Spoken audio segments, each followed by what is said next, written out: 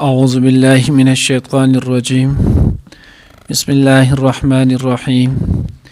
يا أيها الذين آمنوا قاتلوا الذين يلونكم من الكفار وليجدوا فيكم غلظة واعلموا أن الله مع المتقين. وإذا ما أنزلت سورة فمنهم من يقول أيكم زادته هذه إيمانا فأما الذين آمنوا فزادتهم إيمانا وهم يستبشرون وأما الذين في قلوبهم مرض فزادتهم رجسا إلى رجسهم وماتوا وهم كافرون أولا يرون أنهم يفتنون في كل عام مرة أو مرتين ثم لا يتوبون ولا هم يذكرون. وإذا ما أنزلت سورة نظر بعضهم إلى بعض هل يراكم من أحد ثم انصرفوا صرف الله قلوبهم بأنهم قوم لا يفقهون. نانی درس کے ان شاء اللہ العزیز سورة التوبہ پارہ نمبر 11 رکو نمبر 16 آیات نمبر 123 24 25 26 27 پنځه آیاتونه چې نو هغه به ویل کېږي. ماقبل سره ربط او مناسبت نو ماقبل سره ربط او مناسبت چې نو هغه آسان دی.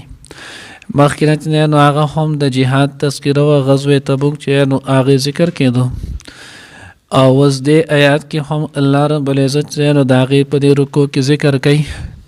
نو چې کله جهاد کوي نو د جهاد د چا نه شروع وکړي نو دی آیات کې الله رب العزت فرمایي دای کسانو نه شروع وکړي یلونکم من الکفار چې کم تاسو د کافرانو نه نږدې دي. لکه څنګه چې په دعوت کې تبلیغ کې چې نو هغه د ټولو نه وړاندې د خپل ځان او خپل کور والو نه شروع کېږي. وانذر عشیرتک الاقربین نو دغه شانتي چې نو جهاد کې به هم شروع د خپل ځان نه نږدې نه کېږي. دوه معنی دي. یاده چې کم ورته ځینو د رشتې په اعتبار سره نږدې نو مخکې جهاد د هغوی سره وکړئ او دویم دا چې کم تاسو ته دی نو هغه د مسافت د آبادۍ په اعتبار سره چې نو هغه نږدې نو مخکې جهاد د دوی سره وکړئ. لکه مثال په طور کې بریکوټ نه چې نو هغه ډایرکټ لنډاکي ته مه ځئ یا ډایرکټ چې نو هغه مثال په طور کې نو هغه بډخیلې ته مه ځئ مخکې ډېر کسانو سره وجنګېږئ بیا د دې نه وروسته چې نو هغه په ښکته باندې ځئ. نو دغه شانتی د اقرب سره چې نو اول حکم دی. ولې چې مخکې مونږ ویلو جهاد دا صرف د جنگ نوم نه دی بلکې جهاد دا چې نو هغه د کافر خیرخواهي ده او دا د مسلمانانو د پاره خیرخواهي ده او خیرخواهي چې څومره کارونه هم وي نو دا بلاول د خپلو نه شروع کی. نو ځکه الله رب العزت وی یا ایها الذین آمنوا قاتلوا الذین یلونکم تاسو وجنګېږئ د هغې کسانو سره یلونکم یقربونکم چې د هغه تاسو ته نږدې دي من الکفار د کافرانو نه چې کوم تاسو ته نږدې دي مخکې د دوی سره وجنګېږئ. ولیجدوا فیکم غلظه او دا کافران دي په تاسو کې سختي عمومي یعنی د کافر سره چې نو هغه نرمي نشته کافر سره تاسو چې نو هغه سختي وکړئ نه په حالت په جنگ کې خو سره هم او په حالت د صلح کې هم کمزوري خبره چې نو هغه به دوی ته نه کوي دوی ته به زړوره مضبوطه چې نو هغه به خبره کوي. نن نو هغه د مسلمان د سره هغه کیفیت شته مسلمان چې نو هغه خو مسلمان ته تکړه دی مسلمان ته چې نو هغه نر دی خو کافر په مخ کې چې نو هغه هیڅ هم نه دی. حالن کې مطلوب چې نو هغه دا دی چې دی به کافر ته سخوي. وعلموا ان الله مع المتقين الله وی پوه شي د الله مدد چې نو هغه د متقیانو سره دی. سوره انسان کې تقوا وي څومره انسان کې د الله یره موجود وي دوره به د انسان سره د الله پاک مدد چې نو هغه شامل حال کیږي. سو کوئی چې ما سره الله رب العزت مدد چې نو هغه شامل حال شي زما هر مطلوب چې نو هغه دی پوره شي زما هر کار چې نو هغه د سم شي زما د دنیا او آخرت چې نو هغه برابر شي نو دغه انسان باندې لازم دی چې د تقوا کې چې نو هغه کوشش وکړي. څومره تقوا سیوا شوله دوره به سره د الله مدد چې نو هغه سیوا شي. الله دې موږ ته نصیب کړي. واذا ما انزلت سوره فمنهم من يقول ايكم زادته هذه ایمانا نو دا به کافرانو چې نو منافقانو به په طور د مسخرې سره چې نو هغه به دا ویلو او د چې نو هغه کفر دی سره چې نو هغه کفر دی ځکه قرآن آیات یا چې نو هغه د احکام شرعیه دا غو چې نو مذاق وړاوهل د چې نو هغه کفر دی یو نه کول دی یو د هغې مذاق کول دی نو مذاق چې نو هغې کفر دی دوی به هم دغه شانتې کولو لکه څنګه چې مخکې نو هغه په صورت انفال کې تیر شولو الله رب العزت وی چې کله موږ د قرآن پاک آیات نو هغه نازل کو قرآن چې نو هغه نازل شي زادت ایمانهم ما ایمانهم نو د دوی ایمان چې نو هغه نور هم سیوا شي نو دوی په طور د مسخرې سره چې کله بس آیات څه صورت څه حصه نازله شوله نو دوی په مسخرې په طور لکه تاسو کې د چا ایمان چې نو هغه سیوا کړلو نو الله رب العزت وی فاما الذين امنوا فزادتهم ایمانا نو کم چې مسلمانان دي د هغوی ایمان خو سیوا شولو او کم کسان چې نو هغه کافران دي نو د دوی ایمان چې نو هغه نشي سیوا کېدلی فزادتهم ایمانا وهم یستبشرون او دوی چې نو خوشحالیږي ځکه مخکې چې نو د الله پاک یو حکم ولو اوس دوه شولو نو مخکې به دی په یو حکم الله پاک ته نږدې کېدو نو چې اوس دوه شول د هغې نه به ډېر الله ته نږدې کېږي مخکې د 10 آیاتونو تلاوت کولو نو په هغې باندې چې نو هغه مثال په طور کې 10 به 10 کې ضرب ورکړي جو 100 من جاء بالحسنة فله عشر امثالها نو سل نیکۍ به میلای دي او شل آیات شول په شلو باندې ایمان راوړو نو اوس به ورته 200 چې نو هغه نیکۍ میلایږي نو چې سوره حکم قرآن سیوا کېږي دوره د دې ایمان چې نو هغه سیوا کېږي نو دې نه دا هم معلومه شوله چې قرآن تلاوت سړی کوي نو دی به دا په غور او فکر سره کوي او دی به په خپل ایمان کې چې نو حلاوت او زیاتوالی چې نو هغه محسوسوي د ایمان نور چې نو هغه به د سیوا کېږي لکه حضرت علی کرم الله وجهه چې نو هغه روایت دی مفهوم دا دی چې اعمال صالحه دا چې نو هغه یو نور دی نو کله چې انسان وکړي نو د پر زړه باندې چې نو هغه یو سپین داغ چې نو هغه ولګي بیا د دې سره چې کله دی بل عمل وکړي نو بل سپین داغ وشي بیا بل بیا رو سیوا کېږي ان تر دې چې د دا ټول زړه چې نو هغه بالکل تک سپین نورانی چې نو هغه جوړ شي نو دی بیا چې نو هغه بالکل نورانی د الله هر یو حکم چې نو هغه مني او دغه شانتی نو هغه ګناه دا ظلمت او تیاره ده د دې چې کله یو انسان ګناه وکړي نو د پر زړه باندې یو تور داغ ولګي بیا چې بل وکړي جو بل شي بل نو بیا ان تر دې چې زړه ټول چې نو هغه تک تور شي بیا د الله د حکم او د حضور علیه الصلاۃ والسلام د طریقې چې نو هغه نه سپروا ساتي او نه په هغې باندې عمل کوي الله دې هغې نه زموږ حفاظت وکړي نو ځکه الله وایي چې نو کم ایمان والا خلک دي فزادتهم ایمانا وهم یستبشرون د دې ایمان هم سیوا شي او دوی په دې باندې خوشحالېږي هم واما الذين في قلوبهم مرض فزادتهم رجسا الى رجسهم الله وی هغه کسان چې د هغوی په زړونو کې مرض د نفاق دی نو د دوی نو هغه ګندګي پلیتي سره د برې پرتی ان دوی د ماقبل کفر او د نفاق سره د نور هم سیوا شولو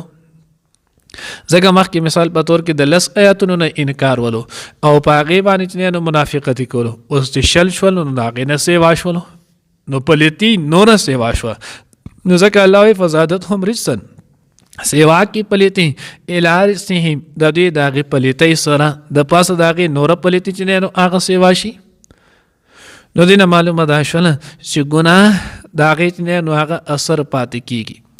نو د ګناه د وجې نه د انسان باندې اثر راځي د دغې ګناه نه چې نو هغه توبه وباسي او دویم ګناه د ګندګي ده